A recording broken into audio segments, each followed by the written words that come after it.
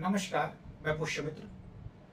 पेशे से पत्रकार होने के नाते हम सब लोगों को रोज सुबह बहुत सारे अखबार पढ़ने होते हैं। देखिए कि मेरे पास कोई 5 अखबार हैं। इसमें दैनिक जागरण है, हिंदुस हिंदुस्तान है, हिंदुस्तान टाइम्स है, टाइम्स ऑफ इंडिया है और ये प्रभात खबर है। तो ये तो अखबार है। इसके अलावा मैंने दैनिक भास्कर का ई पेपर का सब्सक्रिप्शन ले रखा है और प्रभात खबर का भी सब्सक्रिप्शन है, हालांकि मैंने अभी उसको पढ़ना नहीं शुरू किया है। तो मैं तो पटना के अखबार तो पढ़ता ही हूँ। इसके साथ साथ ई पेपर के जरिए मैं कोशिश करता हूँ कि बिहार के अलग अलग जिलों की खबरें भी लगभग लगभग पढ़ सकूँ, ताकि समझ में आए कि पूरे बिहार में क्या हो रहा है। इस दौरान रोज मेरे पास बहुत सारी रोचक खबरें आती है, बहुत सारी जरूरी खबरें आती है।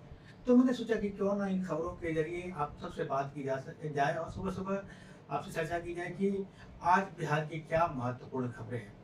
तो जो मैंने खबरें चुनी है उस पर मैं बातचीत अपनी शुरू करता हूँ। तो सबसे पहले देखिए कि ये जो खबर है, कोसी पर उच्च स्तरीय डैम की डीपीआर जल्द। आप सब लोगों ने जो भी अखबार पढ़े होंगे, ज़्यादातर अखबारों में जो हेडलाइन है वो यही है। प्रमुख खबर जो टॉप हेडलाइन है यही है। और बिहार के अखबारों में एक चलन है कि जो मुख्यमंत्री की खबर होती है वही फ्रंट पेज की लीड खबर होती है। पता नहीं है कि चलन क्यों है। शायद इसलिए कि मुख्यमंत्री इससे खुश रहें और उन्हें विज्ञापन मिलते रहे, शायद ये होगा। लेकिन वही खबर बनती है। तो मसला ये है कि सम्राट चौधरी जो मुख्यमंत्री हैं, वो एक अखबार के कार्यक्रम में भाग लेने दिल्ली गए, तो वहाँ उन्होंने इनसे ही मुलाकात कर ली। देश के वित्त मंत्री निर्मला सीतारमण से मुलाकात कर ली और उन्होंने वहाँ उनसे बात हुई। तो उन्होंने कहा गया कि कोसी पर जो हाई डैम बनना है उसका डीपीआर अब जल्द बन जाएगा। अब आप समझिए कि कोसी पर हाई डैम कहाँ बनना है। कोसी पर हाई डैम दरअसल नेपाल में बनना है। नेपाल में बराज क्षेत्र एक जगह है और उससे आगे त्रिवेणी संगम और बराज क्षेत्र के बीच में एक जगह है, वहाँ डैम बनना है। और ये योजना पिछले 80-90 साल से चल रही है। जो जानकार है वो जानते हैं कि 80-90 साल से कोसी के इलाके के लोगों को हर बार यही कहा जाता है कि वहाँ हाई डैम बन जाएगा, लेकिन हाई डैम नहीं बन रहा है। उसकी वजह है कि नेपाल और भारत दोनों सरकारों को मिलकर इसका फैसला लेना है और वहाँ के जो स्थानीय लोग हैं, जो इस डैम बनने के बाद डूब में आएंगे, वो इसके खिलाफ आंदोलन करते हैं, तोड़फोड़ करते हैं। तो इतना आसान फैसला नहीं है जैसे कि हेडलाइन बना दिया गया है। ये कुल मिलाकर हेडलाइन मैनेजमेंट है मुख्यमंत्री महोदय का। बाकी इस खबर में मुझे नहीं लगता है कि कुछ है। अब आगे बढ़ते हैं। अगली खबर ये है, स्टूडेंट लोन को लेके है कि कल जो पूरे दिन स्टूडेंट लोन को लेकर चर्चा हुई कि सरकार ने स्टूडेंट लोन की सीमा 4 लाख से घटाकर 2 लाख कर दी है इंटरेस्ट स्टूडेंट लोन की। उस पर सरकार का स्पष्टीकरण आया है। सरकार का कहना है कि ठीक है, सरकार 2 लाख ही देगी, बाकी जो है पैसे वो पीएम विद्यालक्ष्मी पोर्टल के जरिए मिलेंगे और दूसरे तरीके से मिलेंगे। तो कुल मिला के बात तो वही है कि सरकार 2 लाख रुपए का ही इंटरेस्ट फ्री लोन देगी, बाकी के लिए अभिभावकों को यहाँ वहाँ भागना पड़ेगा। इस तरह से उस तरह से, इस बैंक में, वहाँ इस योजना के जरिए एक लोन लेना आसान नहीं होता है, 10 जगह चक्कर लगाना पड़ेगा। तो केवल स्पष्टीकरण है, राहत कुछ नहीं है। अब जो अगली खबर है वो बाढ़ से संबंधित खबर है। बगहा शहर में कटाव का संकट है और सुल्तानगंज में गंगा जो है खतरे के निशान से ऊपर बह रही है। बाढ़ का मौसम है तो इस तरह की खबरें आती हैं। अब ये दूसरी खबर जो है उससे जुड़ी हुई दरभंगा के डीएमसीएच की है, जिसमें एक मरीज पहुंचा था ऑर्थोपेडिक डिपार्टमेंट में इमरजेंसी में। उसको ट्रॉली से ले जाना था, लेकिन देखिए सिक्योरिटी गार्ड उसको फर्श पर घसीटते हुए ले जा रहा है। ये जो तरीका है पटना और पटना से बाहर के अस्पतालों में, जहाँ मरीजों की गरिमा और उसके मतलब स्वास्थ्य पर भी ठीक से ध्यान नहीं दिया जाता, जैसे तैसे टांग कर ऐसे वैसे ले जाना और उसको एम्बुलेंस नहीं देना, ये उसका ही एक उदाहरण है। ये वीडियो वायरल हुआ था तब ये खबर बनी है। अगली खबर है फ्लिपकार्ट से जुड़ी हुई। ये हमने आपने सबने सुना होगा कि हम कोई सामान मंगाते हैं और मोबाइल मंगाए तो लेकिन डब्बे के अंदर मिलता है कंकड़ पत्थर साबुन। तो कैसे ये जो 5 लोग चोरी करते हुए पकड़े गए हैं, गिरोह है इनका, वो क्या करते थे, कैसे फ्लिपकार्ट की गाड़ी को ही ड्राइवर से मिलकर रोक लेते थे और उसमें सामान की चोरी हेरा फेरी करते थे, तो पकड़े गए हैं। इसकी खबर है। इनके पास 17 मोबाइल और एक लैपटॉप मिले हैं। अगली खबर है पटना हाईकोर्ट की है। इसमें 2 इम्पोर्टेंट खबर है। एक तो ये है कि अगर आप आरटीआई से कोई सूचना मांगते हैं तो अधिकारी कहते हैं कि हमारे पास रिकॉर्ड नहीं है, या रिकॉर्ड फटा हुआ है, या दिखता नहीं है। तो इस आधार पर आप सूचना को नहीं रोक सकते हैं, हाईकोर्ट का कहना है। आपको सूचना देना ही है। ये आपकी विफलता है कि आप रिकॉर्ड ठीक से नहीं रख रहे हैं। और दूसरी खबर है कि धार्मिक स्वतंत्रता का अधिकार असीमित नहीं है। ये महावीर जुलूस से संबंधित एक मुकदमा है, जिसमें ये लोग असीमित लोग को लेके जुलूस निकालना चाहते थे, जबकि सरकार रोक लगा रही थी। तो उस पर ये है। ये दो इम्पोर्टेंट खबर है। अब ये देखिए कि ये खबर जो है, बिहार पर आरोप लगते रहे हैं कि यहाँ अफसरशाही है, यहाँ विधायकों की, मंत्रियों की बात नहीं सुनी जाती है। उनके विधायकों, खासतौर पर विधायकों की शिकायत है कि वो कोई पत्र देते हैं, फ़ोन करते हैं तो अफसर उठाते नहीं हैं, और पत्र देते हैं तो कार्रवाई नहीं होती। तो उस पर मुख्य सचिव ने एक निर्देश जारी किया है। 4 तरह के निर्देश हैं। अगर कोई कॉल विधायक करते हैं और कॉल अधिकारी किसी मीटिंग में होने के कारण नहीं उठा पाते हैं, मिस हो जाता है, तो उनको कॉल बैक तो कॉल करना है जब भी फ्री होंगे। फिर दूसरा निर्देश है कि अगर कोई लेटर डालते हैं तो तुरंत पावती की रसीद देनी है। और तीसरा है कि कोई भी काम करते हैं तो समय सीमा में उस पर एक्शन लेना है।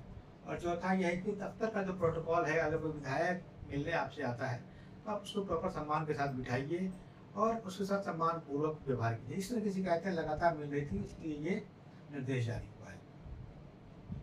ये खबर मानसून से संबंधित है कि भागलपुर से जनरेट हुई है।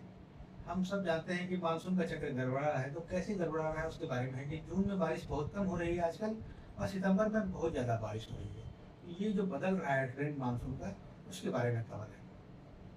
और ये देखिए अजीब खबर है, बिहार के बारे में कहा जाता है कि यहाँ उद्योग धंधे नहीं लगते हैं, और उसके कारण सरकार की तरफ भी इशारा जाता है, और बहुत सारे फैक्टर बताए जाते हैं। लेकिन एक फैक्टर ये भी है, देखिए 12 साल से बिहार में एक बिहार राज्य उद्यमी एवं व्यवसायी आयोग बना है।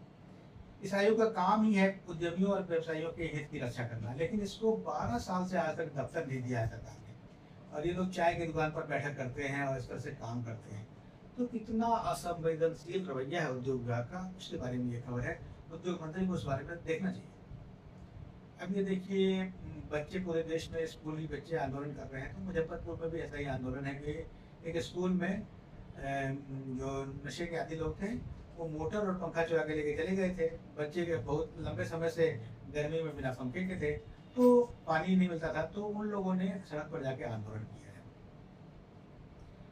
और ये खबर देखिए कि हमारे खेतों में कितना रसायन पड़ता है। दरअसल ये खबर है सीतामढ़ी की। यहाँ 3 सहेलियाँ घास काटने गई थी और उसमें से 2 की मौत हो गई और एक बहुत गंभीर हालत में है। वजह बताई जा रही है कि जहाँ घास काट रही थी उस खेत में रसायन पड़ा था, तो उस रसायन की गंध उनको मिल गई होगी, जिसके कारण इनकी मौत हो गई। तो सोचिए कितना खतरनाक रसायन इस्तेमाल खेती में होता है। आखिरकार वो सब हम ही लोग तो खाते हैं। अब ये सूखे की खबर है दरभंगा की। दरभंगा जैसी जगह में खेतों में दरारें उग गई है बारिश नहीं होने के कारण, बहुत कम बारिश हुई है। ये खबर है। ये भी देखिए एक अजीब सी खबर है। सड़कों पर गिट्टी बालू गिरा देते हैं, हम लोग समझते नहीं है कि इसका क्या खतरा है, और लोग अपने स्वार्थ में गिरा देते हैं। सरकार भी कुछ नहीं करती है। एक शिक्षक स्कूल जा रहे थे, सड़क पर बालू होगा, उनकी स्कूटी फिसल गई और फिसल जाने से उनकी मौत हो गई। सोचिए, देखिए कैसे ये जानलेवा हो जाता है। अब ये छपरा की खबर है। छपरा जिले में 250 तालाबों पर दबंगों का कब्जा है लंबे समय से, 20 साल से। छपरा जिले में 899 सरकारी तालाब हैं, जिनमें 250 सरकारी तालाब पर दबंगों ने कब्जा कर लिया है। तालाब के साथ हम लोगों का क्या व्यवहार है, ये उसकी खबर है। और ये देखिए कि खबर ये है कि रेफरल पॉलिसी लागू हो गई, लेकिन जो कि व्यवस्था ही नहीं है, तो कैसे रेफरल पॉलिसी को ठीक से लागू किया जाएगा। कटिहार की रिपोर्ट है, सदर अस्पताल में वहाँ एनेस्थेटिक सर्जन नहीं है। बिना एनेस्थेटिक सर्जन ये कैसे काम चलेगा, क्योंकि हर मरीज को बेहोश करना पड़ता है। बराड़ी रेफरल अस्पताल में 4-5 डॉक्टर के हैं, लेकिन एक भी डॉक्टर नहीं है। तो ऐसे में रेफरल पॉलिसी कैसे लागू होगी। सबसे जरूरी काम है मैन पावर को बढ़ाना, स्वास्थ्य विभाग को ध्यान देना चाहिए। ये खबर टीवी के बारे में है। बिहार सरकार ने टीवी के मरीजों की पहचान के लिए एक ड्राइव चलाया, और इस ड्राइव में 87,000 मरीज मिले हैं। लेकिन उसमें एक इम्पॉर्टेंट बात यह है कि उसमें 21,550 मरीज ऐसे मिले हैं जिनमें टीवी का कोई सिस्टम नहीं है। ये बहुत खतरनाक बात है कि बिना सिस्टम के मरीज भी मिल रहे हैं। आपको लगता है कि आप में कोई सिस्टम नहीं है, लेकिन हो सकता है कि आपके अंदर टीवी हो। ये एक खतरे का संकेत है। और दूसरा इम्पोर्टेंट बात है कि टीबी के मामले बढ़ रहे हैं। 2020 में 99,754 मरीज बिहार में थे टीबी के, तो 2025 में 2,21,737 हो गए हैं। देखिए ये 2 गुना से ज़्यादा मरीज पिछले 5 साल में बढ़ गए हैं। ये वाल्मीकि नगर टाइगर रिजर्व की खबर है कि जहाँ 20 दिन में 3 लोगों की मौत बाघ के हमले में हो गई है। अब ऐसा क्यों हुआ आप समझिए कि वाल्मीकि नगर टाइगर रिजर्व में जो जगह है वो 54 बाघों की है और वहाँ 72-73 बाघ हो गए हैं। तो बाघों के लिए जगह कमी पड़ रही है और हम सब जानते हैं कि बाघों का अपना एक इलाका होता है, उस इलाके में वो दूसरे बाघ को, अपने बच्चे तक को नहीं रहने देता है। खासतौर पर जो पुरुष शिशु है, नर शिशु है, उसको नहीं रहने देता। तो उसके कारण जो जिनको इलाका नहीं मिल रहा है वो इंसानी बस्तियों में घुसते हैं और उसके कारण ये समस्या हो रही है, इस तरह की दिक्कतें हो रही है। अभी देखिए कि पटना की खबर है, एक दुकानदार है जो 20 रुपये में चाइल्ड पॉर्न बेचता था, वो गिरफ्तार हुआ है। तो चाइल्ड पोर्नोग्राफी बिहार में भी काफ़ी बढ़ रही है, ये खबर इसके बारे में बता रही है। अब ये देखिए कुछ दिनों पहले मैंने एक रिपोर्ट की थी कि अलीशाबाद दीदारगंज एलिवेटेड सड़क 8,300 करोड़ में बन रही है। अब केंद्र सरकार ने बिहार सरकार से कहा है कि इसमें 1600 करोड़ का खर्च आपको देना है। पहले ही मैंने बताया था कि ओवर एस्टिमेटेड सड़क है ये, इसका बजट बहुत ज़्यादा बढ़ा दिया गया है। अब बजट जिस भी वजह से बढ़ाया गया हो, केंद्र सरकार कहती है कि 1600 करोड़ राज्य सरकार को देना होगा और राज्य सरकार कह रही है कि हमारे पास उतने वित्तीय संसाधन नहीं है, गरीब राज्य है, हम कैसे दे सकते हैं। अब राज्य सरकार ने केंद्र सरकार से कहा है कि पूरा खर्चा आप ही उठाइए। ये नीति आयोग की रिपोर्ट है, बिहार की रिपोर्ट नहीं है, लेकिन ये हम सबको जानना चाहिए। नीति आयोग ने एक रिपोर्ट तैयार की है, उसमें ये जानकारी मिली है कि जो लोग डिग्री पा लेते हैं उनको नौकरी नहीं मिलती है, उसकी क्या स्थिति है। उसमें बताया गया है कि सिर्फ 8.25% ग्रेजुएट ही ऐसे हैं जिनको उनके शिक्षा के अनुरूप काम मिला है। आधे से अधिक ग्रेजुएट इसमें ऐसे हैं जो कम कौशल वाले काम कर रहे हैं। तो शिक्षा और रोजगार को लेकर जो हमारे यहाँ स्थिति है उसके बारे में ये रिपोर्ट है। ये शेरशाह के मकबरे के बारे में, सासाराम के, जो बहुत प्रसिद्ध धरोहर है और इसका ध्यान हम सबको रखना चाहिए। लेकिन बताया गया कि जो मकबरा है चारों तरफ से तालाब से घिरा हुआ है, उस तालाब का पानी दूषित हो गया है, जिसके कारण मछलियाँ 8 क्विंटल मछलियाँ मर गई। आप सोचिए कि इतने महत्वपूर्ण धरोहर में भी तालाब की साफ सफाई सरकार नहीं करवा पा रही है, कितनी बुरी बात है। अब ये देखिए फल्गु नदी में एक कॉरिडोर बनने की बात है। इंफ्रास्ट्रक्चर पर हमारी सरकार बहुत ज़्यादा खर्च करने के लिए हमेशा तैयार होती है। 300 किलोमीटर का कॉरिडोर बनेगा, उसी तरह से जैसे यहाँ गंगा पर एक कॉरिडोर बन रहा है, जो जिसे हम लोग मरीन ड्राइव कहते थे, उसके बारे में कहा जा रहा है कि बक्सर से पैकेज किसी न किसी रूप में बन ही जाएगा। अब यहाँ फल्गु पर भी ये दिख रहे हैं, हमारे जीतन राम मांझी जी, उन्होंने गडकरी जी से मिलकर फल्गु के लिए भी एक प्रोजेक्ट पास करा लिया है।